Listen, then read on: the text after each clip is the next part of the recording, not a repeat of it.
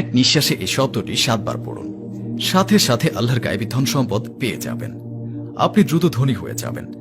গায়েবীভাবে টাকা ধন সম্পদ আসতেই থাকবে।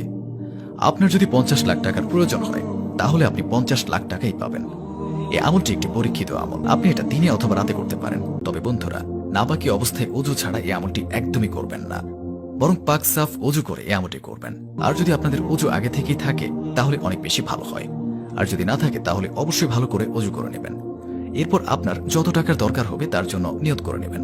নিয়ত আপনারা এভাবে করবেন, অর্থাৎ আপনারা এটা মনে করে নেবেন এই আমলটি করলে আপনার যত টাকার দরকার হবে তত টাকাই পেয়ে যাবেন। এই আমলটি করলে আপনার সকল টাকার সমস্যা দূর হয়ে যাবে। এই কথাটি চিন্তা করার পর আপনি আমলটি করা শুরু করবেন। সর্বপ্রথম আপনারা দুরূদ শরীফ 3 বার পাঠ করবেন। আপনারা যে কোনো দুরূদ শরীফ পাঠ করতে পারেন। যদি আপনাদের কোনো দুরূদ শরীফ মুখস্থ না থাকে তাহলে এখনই আমি আপনাদেরকে একটি দুরূদ শরীফ পাঠ করে শোনাচ্ছি। সাল্লাল্লাহু আলাইহি ওয়াসাল্লাম।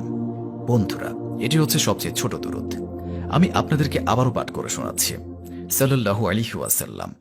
এই দুরূদ শরীফটি পাঠ করতে পারেন, অথবা যে কোনো দুরূদ যেটা আপনার জানা আছে সেটা 3 বার পাঠ করলেই হবে। তারপর আপনাকে ইয়া মুকিতু এক নিঃশ্বাসে 7 বার পাঠ করতে হবে।